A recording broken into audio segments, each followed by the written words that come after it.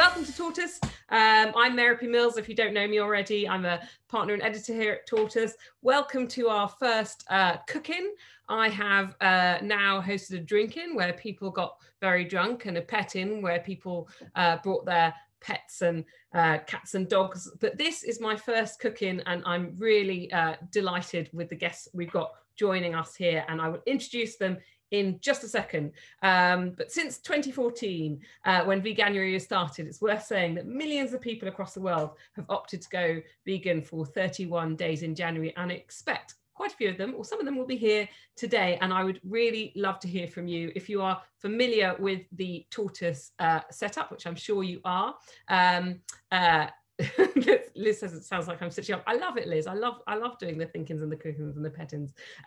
You're familiar with the Tortoise setup. You know how to get involved, get stuck in. Talk to my vegan colleague Phoebe in the chat, who's giving you a little wave right now. Let us know your thoughts and your ideas about veganism and your recipes even, and hopefully we can come to you later.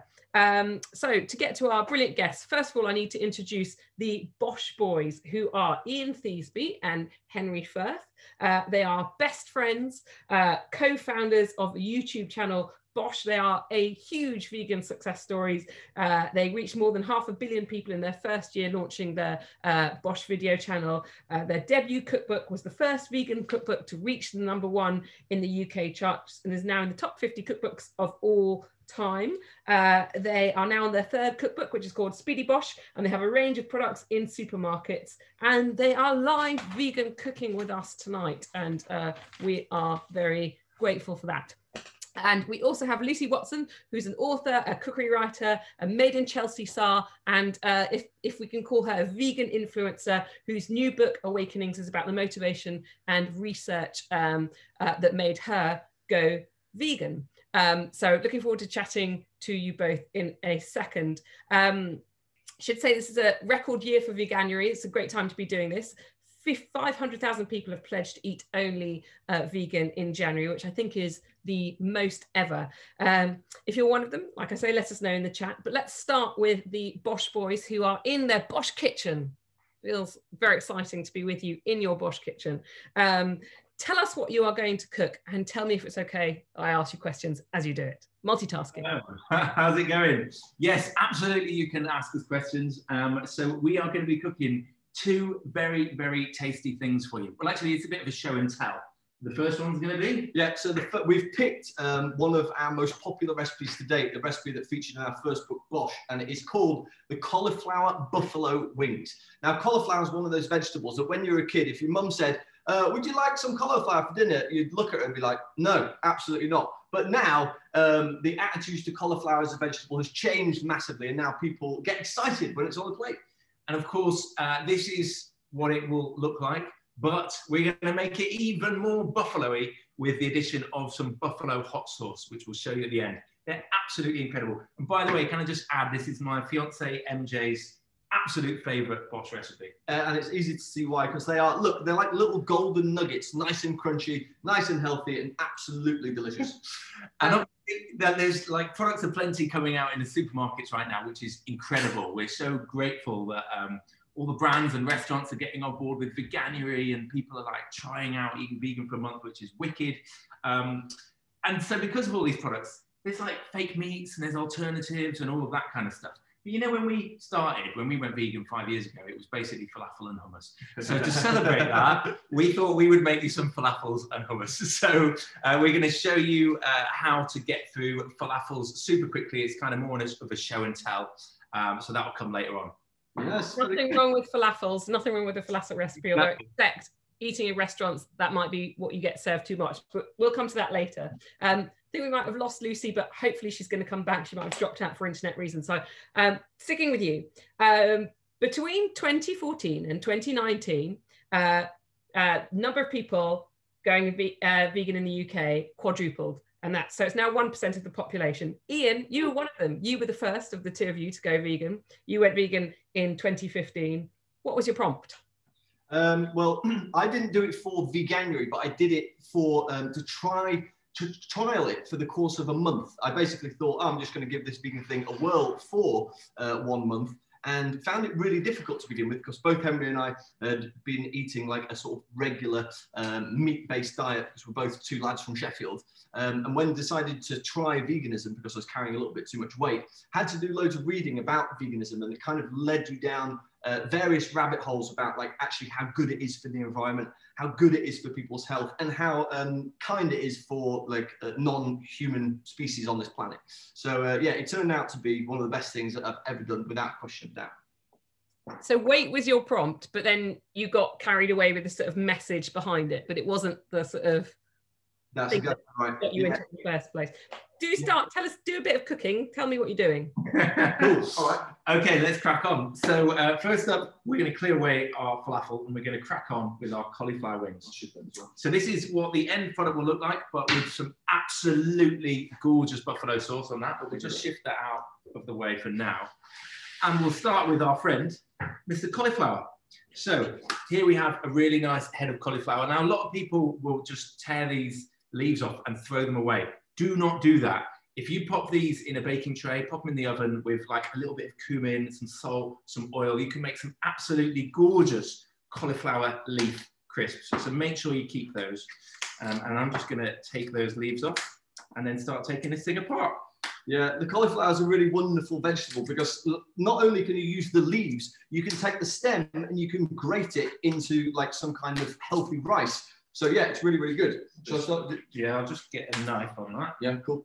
And it's interesting what you're saying about the cauliflower's reputation. I feel like a lot of vegetables have gone through that. The sprout being the other one, which used to be the much maligned vegetable, which has had a new lease of life. Even things like broccoli and all of this sort of stuff. I just definitely feel that over the past few years, probably because of channels like ours and other influencers such as like Lucy and various others out there, who have kind of just painted vegetables in a different light. And I think it's amazing to see the attitudes changing.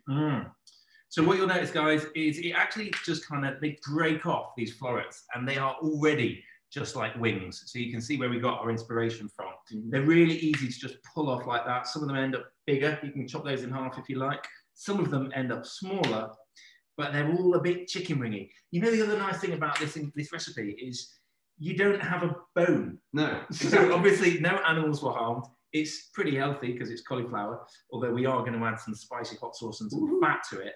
But it doesn't have a bone and the gristly bits. Yeah. So you can eat the whole thing. So that's really good. Yeah, that's a really good point Henry makes there about it being completely edible. And most of the stuff that we do, we try and basically make plant-based food for everyone. So the idea is that we sort of give people food and flavors and textures that they remember, that they recognize. So people who have just gone from meat and just started trying veganism, if they're missing chicken wings, this is the perfect replacement for that sort of thing.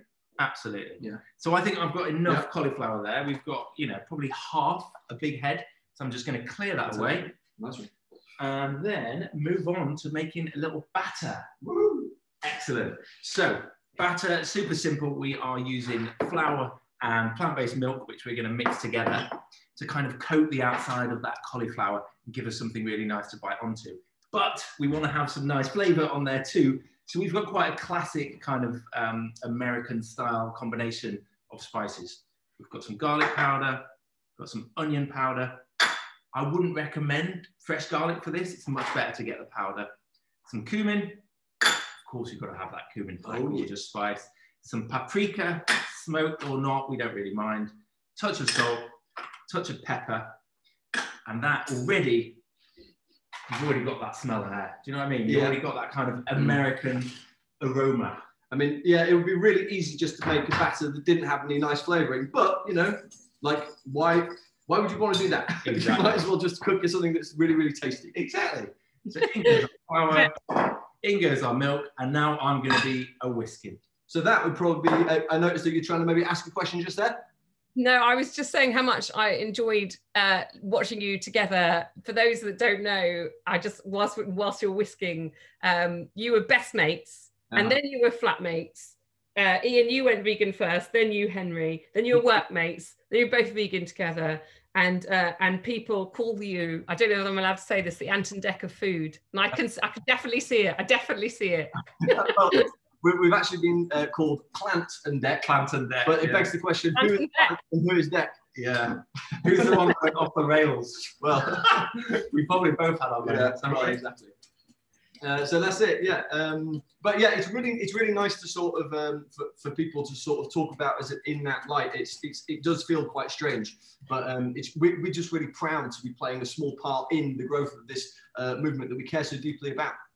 And I mean, what's quite interesting about you, and Lucy, I'm going to come to you in a second, but you definitely talk about trying to have those, you talk about these cauliflower wings as chicken wings, and you do a lasagna, which you're, a roast, all the things, when you think about the meat meals that you might be missing and try and find a substitute for that. Is that right?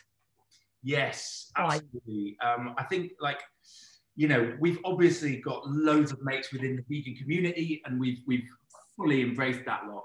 But our friends from home still eat meat, and we're still friends with them, and our families still eat meat, although they all eat less meat now, and they've always come to us and say, oh, we tried a vegan meal yesterday, we had a vegan breakfast.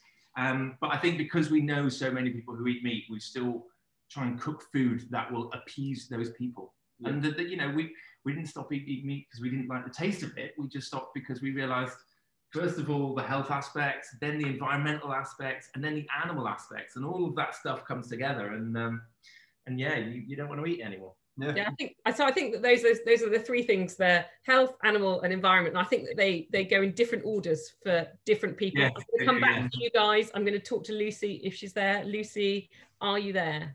I'm here. You are there. We lost you for a moment there, but so am I right in thinking, Lucy, that animal welfare is the top of your list of reasons? Yeah. And in actual fact, you grew up on a farm, and the penny dropped for you when your pet lamb disappeared. Is that right? Yeah, exactly. I grew up on a farm, and I moved there when I was about 6 years old. I think I had a much closer relationship to animals than most people would have, just because I was around them all the time. And I think a lot of people are disconnected to farm animals because they're not around them. Whereas I grew up around them, and they were kind of like, the same as like my dog or my cat to me. So I didn't really want to eat them from a young age. So yeah, I went vegetarian when I was 6. What did your farm owning parents think about that? Did they think, oh, how cute, this isn't going to last as a phase? I think they were worried about me because there's a lot of misconceptions around nutrition and a vegan diet. Well, back then there was, now not as much, but yeah, I think they were worried about me. I think my mum thought it was cute because she's like a massive animal lover, and my dad was like, this is very worrying, she's going to be different, but obviously now they totally, like, their misconceptions are all gone. There's a lot more like information about veganism and nutrition and all that kind of thing now. So it was meat first, and then you cut out fish, and then dairy, and then I think you, clothing, everything is off the cards for you, no leather, that's right. Yeah. So your friends and family who weren't vegan, have you managed to persuade a lot of people? I know the Bosch boys, they say that's not their sort of, that's not their mission to try and persuade people. But I get the impression from your book Awakenings that actually you are kind of on a mission to persuade people. Am I right? Yeah, I think a lot of the reason why, I mean, the UK is full of animal lovers, so to speak. And I think a lot of the reason why so many people, and I talk about this in my book, eat meat to this day is just because it's a habit that we've always done, or their parents have always done, or whatever, and they don't have that close relationship to those animals. They don't see those animals as like living beings. So I kind of, now that I have this platform that I have, I do try and put information out there, and sometimes I put, maybe images or footage or whatever of things that people might be shocked by, which is controversial, but I think if you're going to eat those kind of foods, you need to know where it comes from. And I think that information is quite well hidden from the public a lot of the time. So do you think social media has totally transformed the image of veganism? 100%. I think social media, and I think, celebrities as well, like, Beyonce, Ariana Grande, all these people going vegan, they're giving vegan a kind of new image. And I think, social media gives us so much more access to what veganism is, and, information, and also, like the Bosch boys, how much amazing vegan food there is and how many amazing like recipes there are. And I think, you know, when people see how delicious the food looks, they want to give it a go. Okay, thanks. So we'll come back to you again in a bit, Lucy. Let's go back to Bosch, and I can see some really interesting thoughts coming in from chat, including my colleague Fliss, who I might come to in a bit. But back to Bosch. What do you get? What's going on here? Tell us what you're doing now. Well, we had a little pause because we didn't want to cook while you weren't watching. Exactly. No, that would defeat the point. I can see that. Momentarily. Though you might be. We were just listening. Yeah, and listen, yeah. So basically, what we did before, just to jog your memory, was to make that really nice, flavorful batter. And then Henry also broke up the cauliflower to make these florets, which we are going to turn into chicken wings. And the next stage of this relatively simple process is to pop it, all of them, in the batter, right? And there they are. Yeah. They're kind of just having a swim in there, but we need to sort of submerge them entirely, get their hair nice and wet. So what we're going to do is sort of stir this round, just sort of mix it around until all of the batter sort of gets deep inside those knobbly crevices. Yeah, the more batter that's in there, the better flavour they're going to have. Absolutely. That's it. So, I think whilst you're doing that, my colleague Katie wanted to know if you always stand on the same side when you're filming. No. You have a side, like a side of the bed. We tried to do that at the beginning. It was just too much of a hassle. Yeah. So no, we don't. But we don't mind if people forget which one's which. Yeah. We forget sometimes. So. I mean, we're kind of quite difficult to tell apart because we are both like white, both roughly the same age, both roughly have the same beard, both roughly have the same haircut. So it's kind of like, yeah, one of the same. Whatever. All right. Anyway, so let's show you this. Check it out. So yeah, basically we've got really nice battered cauliflower wings that at the moment are a bit crunchy and a bit firm, but they're going to get a lot better. So that's good, yeah? Yeah. And now what we've got here is now these are panko breadcrumbs. So you've got various different types of breadcrumbs, but these are the Japanese variety that are a bit thinner and super crispy. I mean, you probably can't hear that, but I can, and it's very crispy. And so these are going to go straight into our bowl here. Like I said, it's a very easy recipe, this one. I should add that if you are looking for a bit of a shortcut, we have got this bad boy. So these are our spiced panko breadcrumbs. We're so proud to have them in shops right now. That was literally evolved from this recipe. That's it. Just in case you can't be bothered to weigh out the spices. Now, there's two ways that you can do this, right? One way is to pour all of those into there and just do it all at once. But I find that it's sort of like... It's messy. Yeah, it's really messy when you do that, yeah. Exactly. So this is a really good technique. You just take one at a time. Now, this is the time where you probably pop a podcast on, or whoever you live with, they get them in for a nice conversation, maybe crack open a beer or whatever. And then, yeah, sort of just turn around these like this. So avoid getting your hands mucky, you might as well. And look, here we go. So that's nice and covered. And what we've got there is a very crunchy cauliflower buffalo wing. Nice. Looking pretty good, huh? Now this is like a lovely little snowball. So if you did want to ask any questions, now would be a good time. Ian's going to be doing this for Okay, whilst you're doing that, I'm going to ask some questions. So obviously you are, sharing your range of there. What's interesting is that from this sort of people-led movement, you see lots of huge, big companies now taking steps to veganize products. I mean, the big one was Greg's sausage roll. When it was launched, Piers Morgan said, "Nobody was waiting for a vegan sausage roll, you PC savage clowns." But it obviously went on to sell really well. Their shares went up 13%, a huge hit.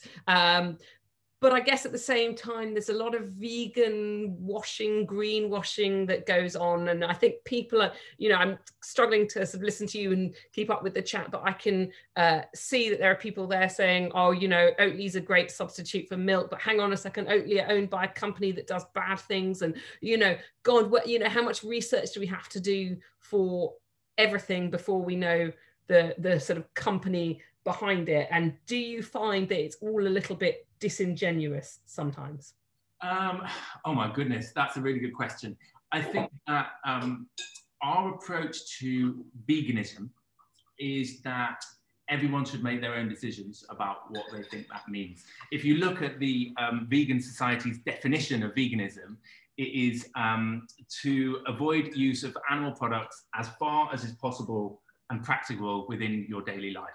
And really, like for most people, that involves food, clothes, also toiletries, products like that. And that's what it means for us.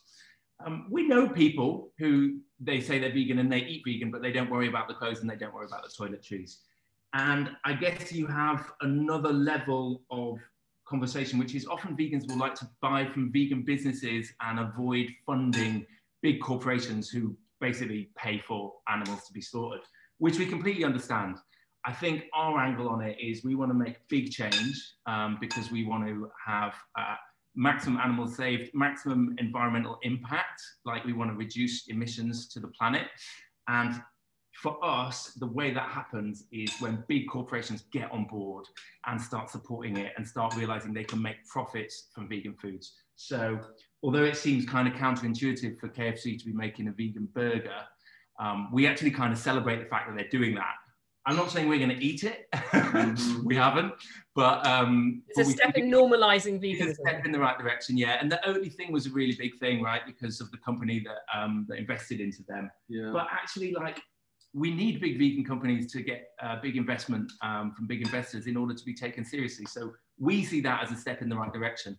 But the most important thing is that everyone should make their own decision about what it means for them. I mean, so someone in the chat there, Megan Kenyon, is talking about a vegan butcher's that open up in Islington and how it's a bit of an oxymoron. And what's interesting about that is I think here it's, you know, accepted, but when I lived in California, a vegan butcher's opened up and people went nuts about it. And there, you know, there was huge amounts of protest about even the concept of vegan butchery, you know, to sort of taint the idea of veganism with butchers. Actually, while you're doing your cauliflower, I'm going to go back to Lucy and ask you the same sort of thing. What do you feel about vegan butchers and, you know, large companies co-opting it? And also a little bit, you know, on the same idea about, you know, you've obviously were a very principled vegan, but there seems to be a lot of sort of wellness idea that has sort of taken over veganism, that it might be the sort of latest wellness phase rather than something that people do out of principledness. Does that bother you? So going back to the companies investing into like Oatly and things like that, I think that's amazing. I think that the fact that these companies that you know, have billions and billions of dollars or whatever choosing to invest into vegan brands, that's like a really, really big deal. And you know, when brands like KFC and whatever produce vegan food, if they see that the vegan versions are getting a huge amount of sales, then it's going to make sense for them to move that way. And, you know, it's not going to happen overnight. It's going to be a process. And, you know, the same as the Bosch guys, I haven't bought that burger, but I think for people that do eat meat regularly, for them to be buying that one instead of the meat one, like how amazing is that? And hopefully that just means that KFC will be moving more and more towards vegan foods and killing less animals in the process. So I think that's amazing. And I think we definitely should, well, I personally want to support that. And then the question about health, I think, you know, whatever the reason may be for people to move in this direction, whether it's, you know, ethical reasons, sustainability, health reasons, I don't really care what reason it is, just so long as people are moving in that direction, then there's no harm to be had from that. And I think it's great that people are now seeing that actually, you know, these kind of diets are preventative from some of the most serious diseases that people can get, you know, some of the most life-threatening diseases. And I'm glad that that information is getting out there to the world. And I think that's what my colleague Fliss was talking about before, about how she's turned more vegan because of her health. Lucy, just before I leave you, I want to just talk to you about you and your boyfriend, because I think when you mentioned in the book that you didn't really mind him eating meat when you were a vegetarian, but when you turned vegan, it sort of disgusted you, and you did kind of get on a mission to change him. Do you think it's possible to have a partner who you don't see eye to eye on that? I think it depends how passionate you are about it. I think, you know, I'm definitely quite a passionate person, and this is not only like I'm not just like a vegan that eats vegan food. I'm a vegan activist. You know, I work with some of the most major animal charities in the world. You know, everything I do now work-wise is vegan. And I think with my boyfriend, it wasn't like I was forcing him to change. I was forcing him to be educated on the subject. And I kind of was like, look, you need to watch these documentaries, you need to see this information, and you can decide how you feel, but you need to watch this, like, to show that kind of respect for what I'm doing. And of course, when he watched everything, he was like, okay, I can't be eating these foods. I just can't. You know, he doesn't agree with animal cruelty, and he wants to live a long and healthy life. So he kind of on his own decided that he wanted to cut those products out. Thank God, because otherwise I don't know what the next conversation would have been. Relationship lives to see another day. I'm going to go to my colleague Mark in just a second, but wait, I'm just going to go back to the Bosch guys, because just to see where you're at, and also to ask you a question from somebody who says, can the flour be substituted for almond or coconut flour for diabetics, is a question. I would say the almond flour, yes. I probably would say not for the coconut flour, because it absorbs water differently. So it's not going to soak up the liquid. But I mean, you could just Google gluten-free variation of this. So yeah, I think the almond flour, you could also just go for a standard gluten-free flour, just not the coconut flour. Yeah. Okay, tell us where you are at now in your recipe. Well, with the recipe, we kind of press pause, so we're exactly where we left you. So yeah, here's the two bowls that we don't need anymore. We're going to put these to one side, and then I'm going to show you the final sort of product. So these are our lovely nuggets of cauliflower that have got that lovely tasty batter, got the lovely crispy crust, and now these are going to go into the oven for 40 minutes. And because we don't have 40 minutes, we made some already. As if by magic, here is one you made earlier. Here we go. Or shall we give a 5-minute break and then give them 5 minutes? Yeah, break. we can tease it and then we'll pretend. We'll go away and pretend. If I go to my colleague Mark, let's pretend it's all gone into the oven. Mark, you are doing Veganuary. I am, yes. How's it going? Are you a big meat eater usually? I'm a huge meat eater and cheese eater and chocolate and eggs and all sorts. So yeah, it's all right because I live with a vegan. So was he the impetus for your change? Well, he was the impetus for me doing Veganuary. Yeah, in that conversation. So you'll do Veganuary, won't you? And I have to because he's there. Hello. Are you hoping he's going to stay like this the year? Is it like you'll do Veganuary but also stay? Well, I'm not mentioning anything because I know that if I ask him, it will be an automatic no. So I'm just hovering in the background. You're not see what happens next, but I think it's a push-pull thing. If I say anything, it will turn him off of it. You two look like you could be the next Bosch boys. I just want you to know that. So, you know, Bosch, watch out! Your crown is being threatened here. What will it be called? What would you call it? Mark, turn the camera back to you because it's now facing awkwardly to just you. What is the nicest thing you've eaten in your Veganuary that has made you think, hey, I could live like this? And what has been the biggest failure? Yeah, the imitation fish stuff. Like fishless fillets, they are an abomination. I can't even begin to tell you how awful they are. So any of those like fake tuna sandwiches, any of that, they are. Oh no, yeah, the tuna's not good. No, it's like fake cat food. Exactly that. It's not even real cat food, but fake cat food. Cat food. When you were saying that, though, I thought I saw Henry, when you were saying the imitation fish, I thought he was nodding as if to say, yeah, that is good. No, we like the fishless fillets from, I think they're called Gardein. Yeah, they're pretty good. But also, if you're looking for tuna, honestly, our best experience with tuna has just been making it with chickpeas and then adding lemon and a load of flavourings and maybe some nori. We've got some wicked recipes.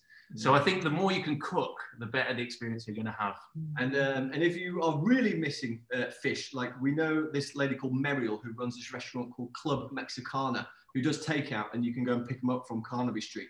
And so she does like this fish taco, and oh my God, they are unbelievable. Like the way that she works with the tuna by freezing it and then thawing it and then freezing it and then thawing it and then flavoring it. So like the body of the tofu sort of like splits, so it has that same kind of texture as fish. Oh my goodness, amazing. Good. Yeah.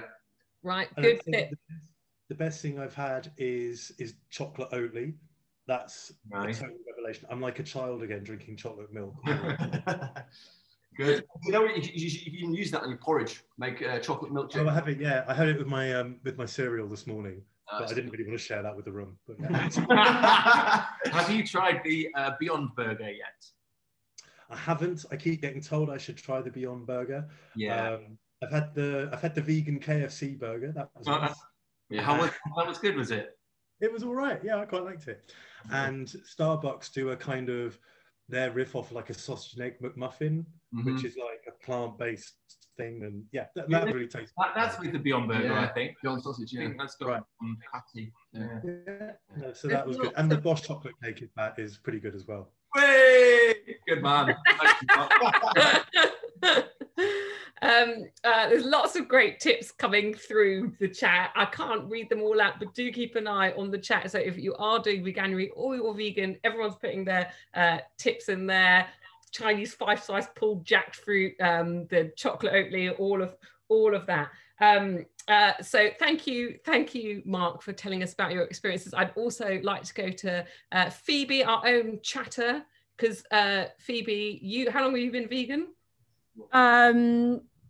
Say, oh god, 3-4 years now, long time. And kind of outline how old. First of all, I think it's important we ought to say how old are you, because I think you are part of a generation of a new generation. It's very much about the environment for you, isn't it? Yeah, so mine's an environmental one. So I'd say that, like, let's say that there is a farmer who uses farm to table methods for their meat or their fish, like that, or like, you know, I was traveling in Asia and a fisherman went out and caught a fish with the line. That to me is okay, and I understand that some vegans wouldn't agree with that, but to me it's more about the methods of production, which is why it's also about the clothes that I wear and other elements. But when I went vegan at university, classically, and all my friends are vegan.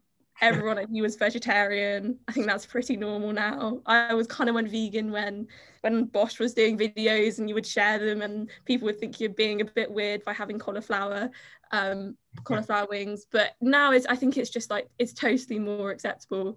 And I tend to be the one that shares recipes with friends. You know, you can see it because even, you know, Nigella, who's notorious for using enough butter and cream to kind of make you feel a bit ill when you look at it, has been doing like a vegan gingerbread, you know. I made that at Christmas. It was very good. There you go. But I kind of couldn't eat her food anymore. I have a dairy allergy, so that changes things a little bit. But you know, that's great that she's doing that, and supermarkets having their own range. It's really easy. When I started, you had to go to some specific natural food store to pick up things like nutritional yeast, which you can use to make a very good mac and cheese. I would recommend it. But now it's super common and it's really easy to go get at the supermarket. So yeah, it's become a lot easier. I feel like it's less maintenance now. Okay, so I've noticed a little chat going on. I'm going to go to the Bosch guys for this, and then I've got a question for Lucy that I'm sort of dying to ask you because it's something on my mind. So Liz's first question was, can you be vegan and on a minimum wage? And everyone said yes. You know, pulses are cheap, and you know, it's not about the money, it's completely possible. And so she says, all right. So the question is, can you be healthily vegan and lazy, as in not that interested in cooking, I guess you mean by lazy. Am I right, Liz? Liz, do you want to ask it yourself? Liz, come and speak. Hello, Bosch. I'm excited for my cauliflower, but I'm worried mine's going to be rubbish and yours looks really good. So I'm absolutely a kind of, the spirit is willing but the flesh is weak when it comes to, I guess, vegetarian, vegan, all forms of healthy living actually. So I worry that you know, like if you want to do the easy vegan, if you want to kind of bears up the aisle in Sainsbury's and choose a thing that says plant kitchen on it, that's a toppy kind of way of cooking and probably not that healthy, I don't know. So can I have not very much money, not very much time, and still be healthy and vegan? Or is there sort of a learning process I have to go through? I have to get to grips with, right, this is how you cook a bean stew that's not horrible. You know, like, yeah. I don't know if it's kitchen skills really and effort that is more of a barrier than anything else. Yeah, it's a great question. I think you can totally do it cheap, and we've written kind of articles on this, and I think we've done a video on it as well. Definitely in our How to Live Vegan book. You can totally do it on a budget, and it does involve things like buying in bulk, and going to your local farmers market to get fruit and veg, and obviously you can find some pretty good stuff if you're looking for discounted veg as well, and avoiding those packets of products that have been made in the factory. They're usually quite expensive. So that's the way you would do it cheap. About how to do it easy, I think if you remember, like, none of us could cook when we were born. So, I mean, not that we remember when we were born, but you had to be taught to cook. So to whatever level your cooking ability is, you're gonna have to do a bit of work to unlearn that and to relearn new favorite recipes. So I'm not gonna say you aren't gonna have to learn to cook a few. Maybe you've got a red pasta you like to do, or you used to do salmon and baby potatoes with some lemon.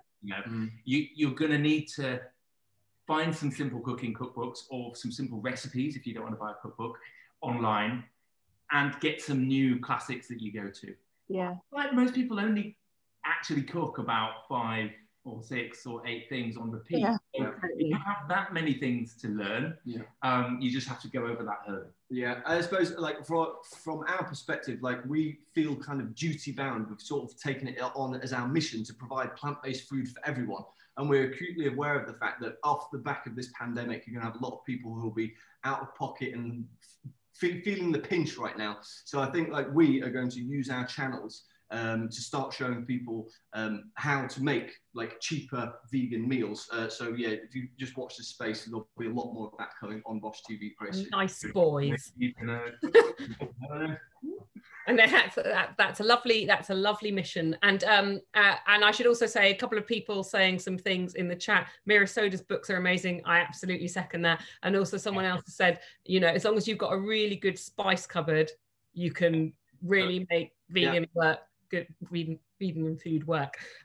So just to reiterate those points, Bosch, I'm going to come back to you in a minute because I think your cauliflower will be done then. Just needs another couple of minutes. But it's going to be ready soon. But Lucy, I tell you what I want to ask you. Are you there? There you are. So I was trying really hard to eat less meat and fish in my life. And, I'm not a vegan, but I'm trying to do the right thing by the environment and all that sort of things. And I was doing really, really well. And then I got a cat.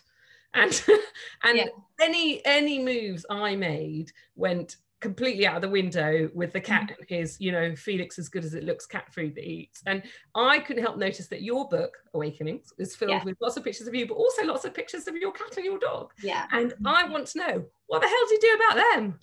I think it's totally up to you and how far you want to take it. Obviously, there are debates about whether having pets are vegan in themselves. And I think, I battle a lot with whether I really want to sort of take an animal and try and change their diet. But then it came down to what's going to be the healthiest diet for them. And I did a lot of research into pet food and like all the typical brands, and, found out that actually most of them, unsurprisingly, I'm sure, are not that healthy. They're made with like all the offcuts of the animals that aren't used. Sometimes, the bits of cancer that are cut out of the animals are thrown into the cat and dog food, and they've been related to having a lot of issues for those animals. So for me, it was more what's going to be the healthiest option for them. And I tried the cats with a vegan cat food, and they did like it, but they only liked it for about 6 months. And then they just decided, actually, no, I'm not going to eat this anymore. And they do that a lot, they just kind of decide, nah, I'm over it. So I mixed in some muscle-based food into their dry food, which has worked really well. And for me, mussels were like one of the most sustainably caught shellfish mussels. And that was like the best next step for me. If they had not liked that, then I'd have gone on to the next thing, or whatever. But I think it, depending on how far you are into being vegan, so long as, you're considering rescuing animals and things like that, I think that's a really good thing you can do. And if you want to take it to that next level, there are ways of doing it. I know people that have got cats that are on vegan diets. It's just totally up to you, I think. Okay. All right. Thank you for that. Thank you for clearing that up for me. Right. Back to Bosch, because ding, the oven has just gone. And yeah, timing. How did you know? It's amazing. It's magic. And there they are. They look delicious. Please share them around the audience.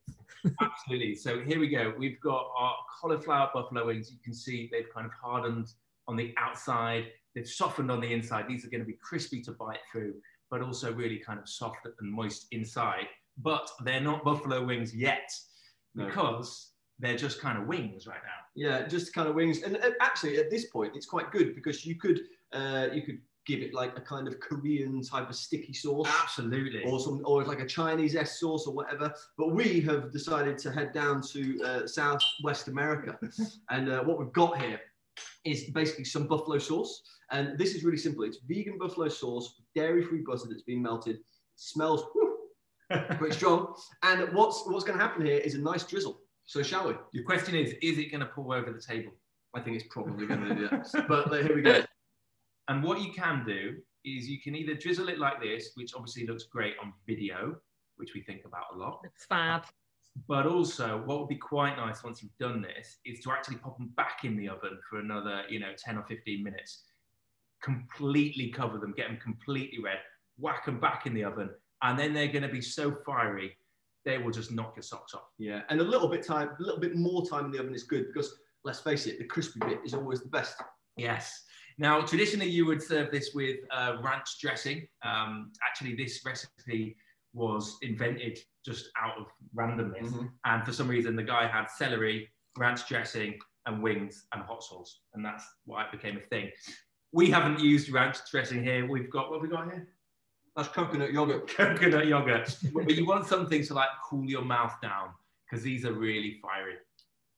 Oh my goodness, right. So as you can see, I've just a bit into one. It's super crunchy on the inside. It's nice and fluffy on the inside. This stuff here is the coconut yogurt with a little bit of lemon, some salt as well. But yeah, oh my goodness, this is a fantastic recipe. And also what's really cool, you don't need to use just cauliflower. You could use different kind of vegetables, like an asparagus would work really well with this, or even a broccoli. So yeah, get creative and use your oven and get some batter onto your vegetables, and you're left with things that are really, really cool. Looks so lovely and delicious. Wish I could have one. Moving on to the falafels, because otherwise we're going to... The falafels, absolutely right. So, falafel, absolute classic. We aren't going to cook this. We're just going to talk you through it. We do have a falafel mix in case you're lazy. That is available. It's kind of Liz, like, that's for you. Lazy. I bought a shameless plug. But falafels is like one of the oldest, most kind of revered vegan foods. There's a big debate about where it comes from. Does it come from Israel? Does it come from Palestine? Does it come from countries nearby? No one can really agree on where it comes from. But what we can all agree on is it's absolutely delicious. Yeah, absolutely delicious. Now, we have here a tin of chickpeas, obviously super, super cheap. And you can use these, but if you were going to sort of go the traditional route and you were going to eke out as much flavour out of the chickpeas as is humanly possible, you would use these. Boom. So this is going to be your low-cost option. These are dried chickpeas. They're a bit of a faff to make if you've not actually used these before, but it's not that bad. You just kind of soak them overnight and then you cook them again. But the nice thing about using dried chickpeas for this is it's going to give you a much smoother consistency, but you're also going to be able to choose how cooked you want your chickpeas to be before you make the falafel. Do you know what is also very, very cool about dried chickpeas? Now, this is kind of nice. I could put a ribbon on here and I could pop it on the side at home, right? And it would look nice and it'd be great. And then I, might be lucky enough to have a kid, and that kid might have a kid, and then this would become an heirloom. And then say my great grandchild decided that they want to eat some of these, they could. Yes. Because it doesn't have a sell-by date. It's amazing. Really, that's really good to know, because I do actually have a jar just like that full of dried chickpeas downstairs that I haven't touched in months and months and months. Exactly. But they look fantastic on the shelf. But they'll last for decades. So, so you're good with that. So we've got our chickpeas. We've got some plain flour, which would go into a blender with those chickpeas. A touch of cumin, absolutely essential. Salt and pepper. I mean, you've always got to get some salt and pepper. We like to use a red onion and then a mix of fresh herbs. For this one, we have got parsley and coriander. You could put some mint in there, actually, if you wanted to. It does vary by region. We've gone for a little touch of harissa, which isn't particularly traditional, but adds a nice little spice. Some garlic, absolutely essential. 100%. As much as you can take. And lemon. And with the lemon, I would be adjusting it as you mix it in the blender to get exactly the perfect amount of acidity. I mean, I love lemon. Yeah. And for me, there is no food, pretty much, apart from maybe chocolate cake, that is not improved with a little drizzle of lemon over the top. Yeah, it's so true. And also, like, once you've got all of that mixture that Henry's just walked you through, you sort of build it into your balls, but obviously you kind of have a little bit of flour on your hands so you don't like sticky everywhere. And there's 2 ways you can do it. Well, it's probably more than 2. In fact, it's 3. We'll go for I'll tell you 2. So you get your baking tray and you pop them on the baking tray and you bake them off for around about sort of 25 minutes, 30 minutes until the skin starts to crack and until they're warmed all the way through and they're completely cooked. Or the better way, which is way tastier, is the fry. Yes, and this is proper traditional, right? So you would never find baked falafel if you were to go out to the Middle East. No. Unless maybe you were going to a health food shop, then you might, but they really should be fried if you're being traditional. So you can obviously deep or shallow fry them, both work, we've tried both. Or you can use an air fryer, which are these really cool kind of like oveny, fryery kind of combination things. We've got one, we like to use that. And the end result should look something like this. Yeah, and okay, so obviously we decided to pull this out for you guys because, as we said before, when we first went vegan, the only vegan thing you could possibly ever get was falafel and hummus. So we thought we'd pay homage to the falafel and hummus by running you through it. So here we've got the falafel and we've got the hummus, and obviously they're made from chickpeas. Chickpeas is a wonderful ingredient, don't you think? Absolutely. So yeah, very good. Shall we eat some falafel? Let's have a falafel. Yeah, we're going to have falafel. Eating and ask you: has the restaurant offering got better falafel and hummus these days? Are they more imaginative, or is it still a bit rubbish? It's so good. Like it's like night and day. You've got to take your hats off to the guys, Matthew and Jane from Veganuary. First of all, for coming up with the idea, and secondly, for how well it's been accepted by restaurants and supermarkets as well. Like I was scrolling through Deliveroo the other day, I'm ashamed to admit, and there were just so many options now. Like every single restaurant is coming up with new vegan ranges, and that's great. And the ones that aren't are starting to look a bit dated now. Yeah, and yeah, I mean, if we had a time machine 5 years ago and we jumped to now and went back 5 years ago and say, do you realize that like you can just get vegan food absolutely everywhere and there's an abundance of choice completely in the supermarkets, in all chain restaurants, in little corner restaurants around the corner? You'd be like, I don't believe you. It's amazing to see the change in the last 5 years. Yeah, when we were thinking of Bosch, like, and we were living in that flat in Islington, I remember, you know, we couldn't quite work out what we wanted to do. We knew we wanted to promote veganism somehow with some kind of business, and just scrolling through Google, there was nothing for vegan takeaway. You Google vegan takeaway, you get nothing. Nothing. And that was 5 years ago. Absolutely nothing on Google. And now there's like vegan restaurants left, right, and centre. It's amazing. Yeah. Okay, I'm going to go. If she's still here, I want to go to my colleague Fliss. I'm going to come back to you guys and Lucy just in the last sort of 5 minutes. Important question I've got to ask you. Fliss, are you there? I'm here. Can you hear me? Your almost vegan journey. You described yourself as 95% vegan in the chat. Yes, I kind of agree with what's been said about doing it as much as you possibly can. For me, it's about nutrition, obviously. Having had cancer and going through treatments, not being able to eat very much at all, and then having to get myself healthy again after treatment. Like I sort of wanted to detox, but not deny myself anything, having, you know, had a year of hell. So I've just done tons and tons and tons of reading. I've always been interested in food and the link between, you know, commerce and health and etc. etc. So for me, I cook as much as I can. So wherever I can cook something and not buy it, I do that. I eat vegetables and fruits as much as possible. But if I have meat, I basically see it as alcohol, or another toxin that you can have every now and again, but you have to maybe just be a bit clean for another couple of days afterwards. And I always buy the best meat that I can find. So for example, I really fancied some fish for Christmas, but I wanted it to be locally sourced, and I was obviously delivered to door because we're in lockdown. And I ended up getting some sent up from Cornwall. And it was delicious. It was absolutely delicious. And it was just a one-off thing.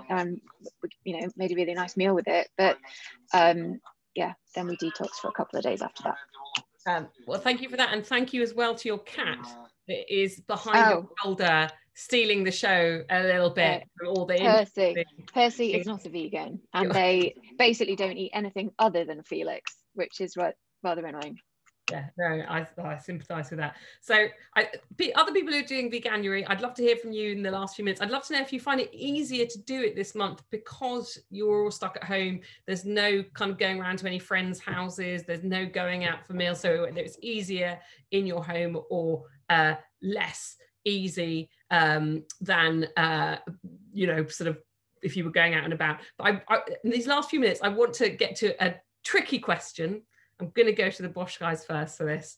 I'm going to ask a question, and in doing so, I'm going to parrot a headline in various places that I've read, in Vox and Guardian, which have gone into this question. I think Good Morning Britain had a debate on this not that long ago, which is to ask the question, why do people hate vegans? I mean, I'm going to quote here William Sitwell.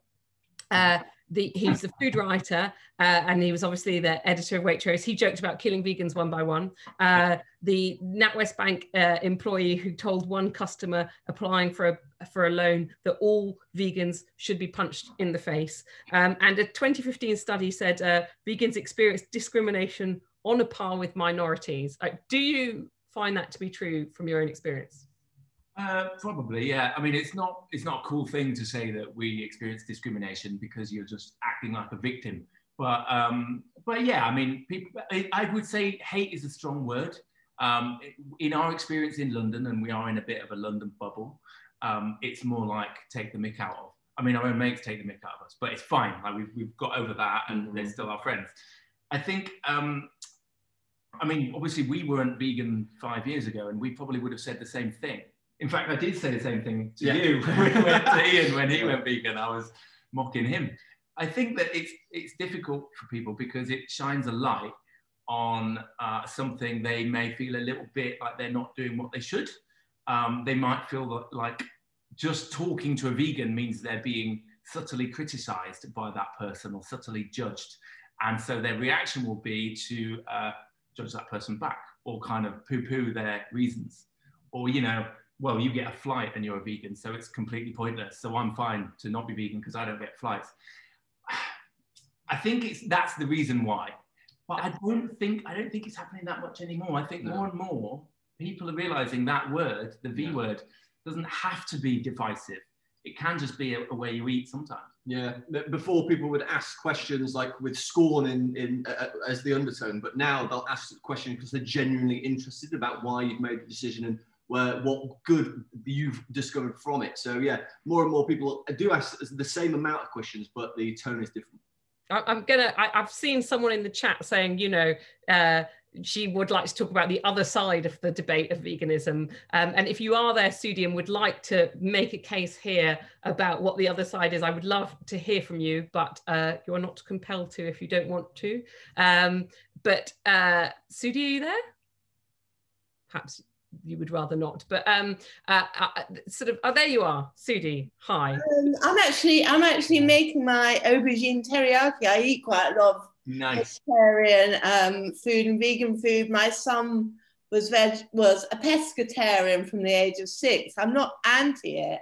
I'm just saying that I think what a lot of people are saying is quite dangerous and naive. I mean, I'm all for people eating a lot less meat and not eating processed meat, but I think to not eat meat at all, which has been produced in the UK since, you know, whenever, is naive. You know, it's difficult and naive, and you know that's what our land, you know, is best useful. And there are a lot of arguments and concerns about a lot of people, probably not most of the people here are very well informed, about not understanding how to eat a nutritionally balanced vegan diet. And a lot of the food, and you know, the Bush guys are great and cute and everything, but like most vegan food producers, it's all about fast food and food that's high in fat. And it's fine if you're in your 20s, but if you're in your 50s, you don't want to eat food that's all covered in batter and crap like that. You know, why not eat, you know, vegetable dishes that kind of sing of the vegetables and all their flavors and things, rather than try and mask them in batter. I mean, I've actually just written a piece for Spectator Life about healthy food restaurant deliveries. And I've written about some guys who are brilliant. There's sort of chef called Alexis Gautier, who's been vegan for a long time. And he does really, really sophisticated, interesting dishes. And, you know, places like Bubala, I think, are great. But you can also eat really, really healthily if you eat extremely well-produced meat and fish some of the time. And I just think, you know, there's a lot that needs to be explored.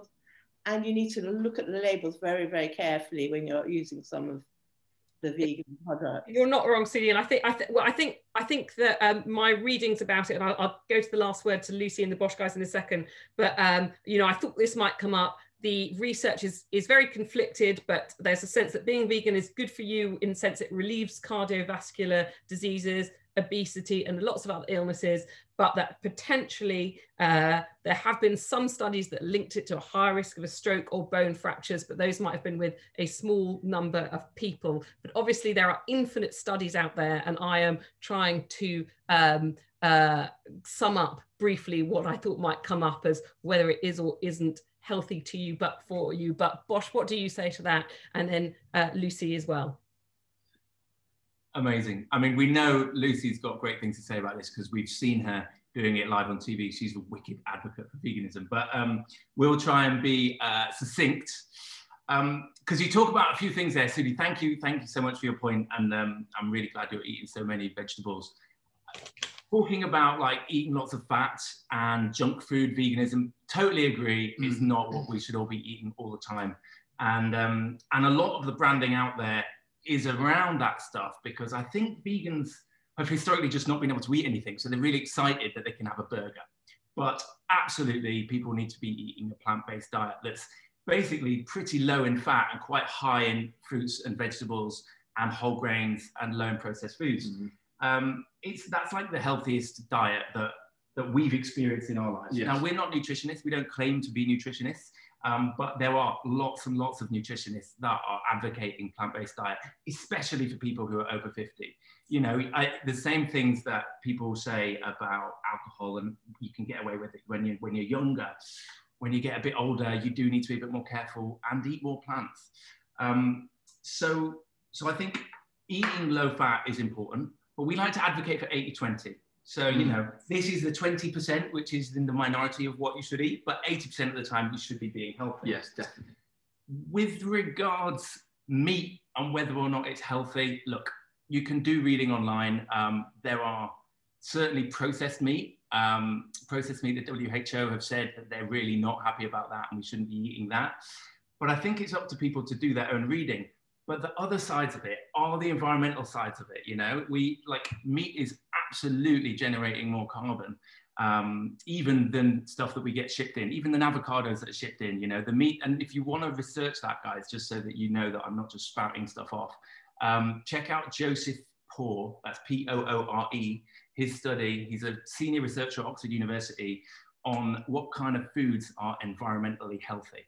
And you'll find that pretty much every single plant-based food is in the healthy for the planet region, and pretty much every animal-based food is up there because those animals are eating plants too. So it's just less efficient.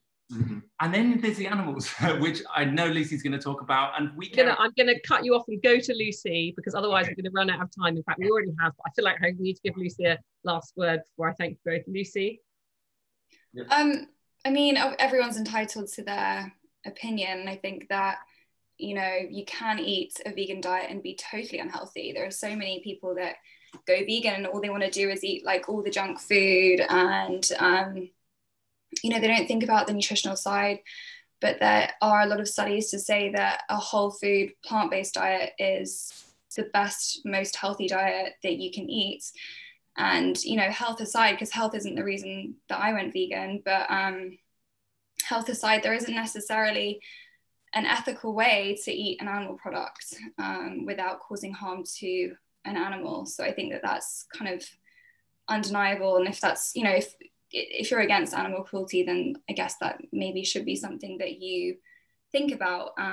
But for me, I didn't go vegan for health reasons, and I just became healthier from eating more plant-based foods, more fruits, more vegetables, more grains, more seeds, and, you know, not the expensive meat alternatives. And I did end up doing a lot of research, and I could encourage anyone to watch, you know, documentaries like Forks Over Knives, which talks about the fact that cholesterol is kind of the leading cause of health issues in humans, and you can only find cholesterol in animal products.